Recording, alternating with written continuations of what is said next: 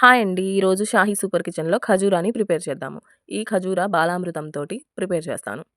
ఈ బాలామృతం చిన్న పిల్లలకి, పెద్దవాళ్ళకి చాలా హెల్తీ. వీటితోటి ఏదైనా రెసిపీస్ చేసి పిల్లలకి ఇస్తే బాగా చాలా ఇష్టంగా తింటారు. నేను ఒక ప్యాకెట్ మొత్తాన్ని యూజ్ చేస్తున్నా.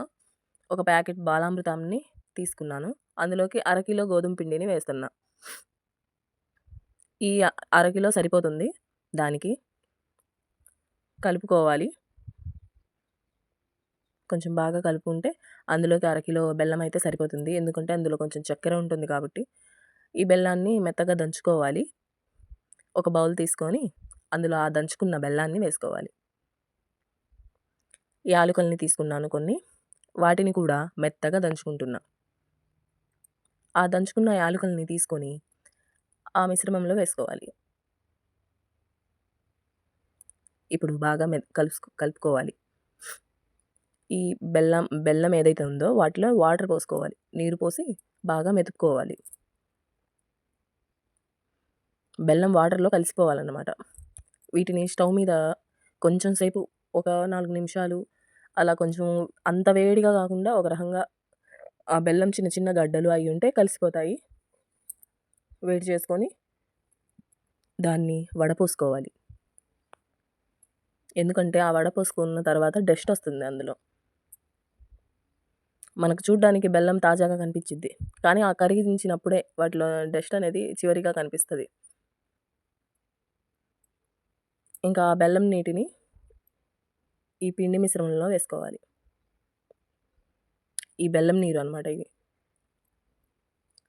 మనకి కొంచెం వేసుకొని అది కొంచెం వేడిగా ఉంది కాబట్టి నేను స్పూన్ తోటి తిప్పుతున్నా.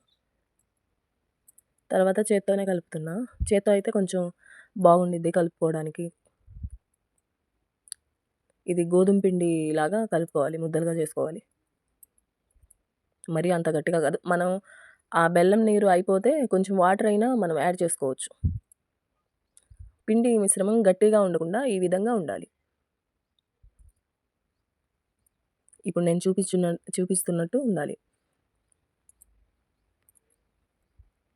గోధుమ పిండి కొంచెం తీసుకొని చపాతీ పిండిలాగా కాపోతే మెత్తగా పల్చగా కాకుండా కొంచెం దళసరిగా చేసుకోవాలి చపాతీలాగా.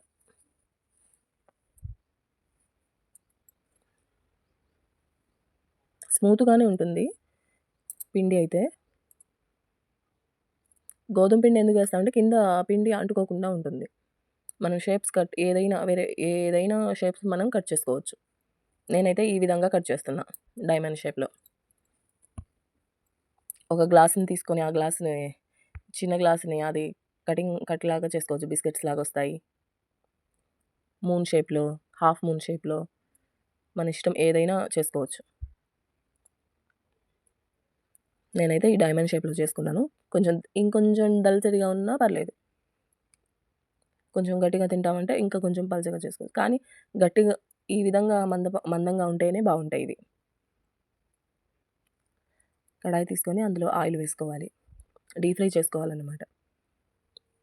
ఆ డీప్ ఫ్రైకి ఆయిల్ అనేది మరీ మరగకూడదు.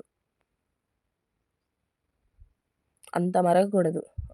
లైట్‌గా ఇప్పుడు నేను ఎలా చూపిస్తున్నానో పిండి వేసిన తర్వాత అందులోనే ఉండిపోయింది. పైకొచ్చే వరకు పెట్టకూడదు. విరిగిపోతాయి బాగా మరిగితే.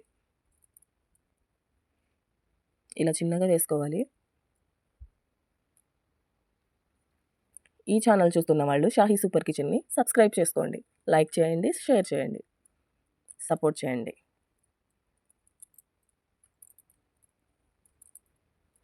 ఈ విధంగా ఆయిల్‌లో వేసిన తర్వాత ఆ బిస్కెట్స్‌ని కాసేపు వరకు కదిలించకూడదు. కదిలిస్తే కనుక విరిగిపోతాయి. కొంచెం సేపు ఆగిన తర్వాతే చూసుకొని కొంచెం అలా తిప్పి అలా వదిలేయాలి. తర్వాత గోల్డెన్ కలర్‌లోకొచ్చిన తర్వాత తీసుకోవాలి. మరీ గోల్డెన్ కలర్‌లో తీస్తే అది రంగు మారుతాయి. కాబట్టి కొంచెం లైట్‌గా ఉన్నప్పుడు తీసుకుంటేనే తర్వాత గోల్డెన్ కలర్‌లో ఉంటాయి. ఈ రెసిపీ నచ్చినట్లయితే లైక్ చేయండి, షేర్ చేయండి. సబ్స్క్రైబ్ చేసుకోండి. సపోర్ట్ చేయండి.